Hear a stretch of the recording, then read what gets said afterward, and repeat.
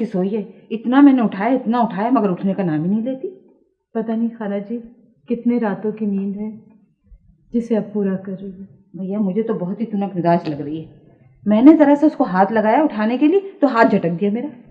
बिन माँ के बच्चों की तबीयत में ठहराव एहसास महरूमी से पैदा हो जाता है और बहुत ज़्यादा लाड प्यार उन्हें तुनक मिजाज बना देता है। इसकी बड़ी फुप्पो ने इसका बहुत लाड भी तो किया है ना। अरे बिटिया मुझे तो परेशानी इस बात की है कि वो तुमसे संभलेगी कैसे।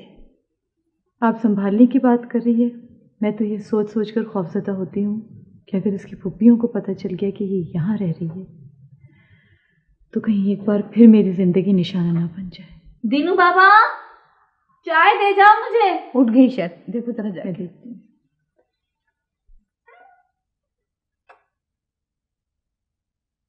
अस्सलाम वालेकुम बेटा। मैं यहाँ पर हूँ। वालेकुम सलाम अम्मी, आप ऑफिस नहीं गई? तुमसे मिले बगैर और तुम्हें बताए बगैर मैं कैसे दफ्तर चली जाती। आरफा ये बताओ तुम्हारा आखिरी पेपर कब है? अम्मी मैं इम्तिहान नहीं दे रही बस। अच्छा चलो बातें हम बाद में करेंगे, मैं नाश्ता लगाती हूँ, तुम नहाकर कपड़े बदल लो। नाश्ता? नाश्ता तो मैं करती ही नहीं अम्मी। तुम बगैर नाश्ता किए यूनिवर्सिटी जाती हो? और नहीं तो क्या अम्मी, वहाँ तौफीक मंजिल में कौन है मेरा पूछने वाला। बस एक रात का खाना ही खा लेती हूँ पापा के साथ। मगर यहाँ मैं हूँ, तुम्हें नाश्ता करना पड़ेगा।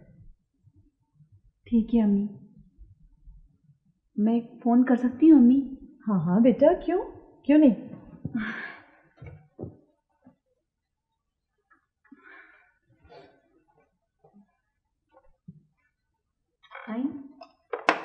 अम्मी आप छोड़े, कोई नौकर कर लेगा। बेटा मेरे घर में कोई नौकर नहीं है, सिर्फ एक चौकीदार है और चौकीदार से मैं घर के काम नहीं करवाती। खाला जी को मैं अपनी माँ की जगह समझती हूँ। जब से लाली माँ का इंतकाल हुआ है ना तो मैं और उरूसा घर के कामकाज खुद मिलजुल कर लेते हैं। उरूसा? अम्मी आप उरूसा से काम लेती हैं? हाँ क्यों नहीं। अच्छी शख्सियत बनाने के लिए रोजमर्रा के कामकाज खुद करने चाहिए। चलो तुम फोन कर लो। हेलो, हाय अतिया आंटी। कैसी हो आरफा? आवाज से लग रहा है बहुत खुश हो। आंटी मैं अपनी अम्मी के घर से बात कर रही हूँ। अम्मी? कौन अम्मी? My step mother aunty. Arfa Anjum के घर पहुंच गई।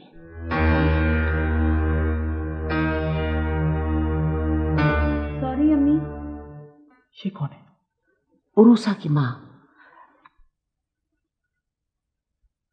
आरफा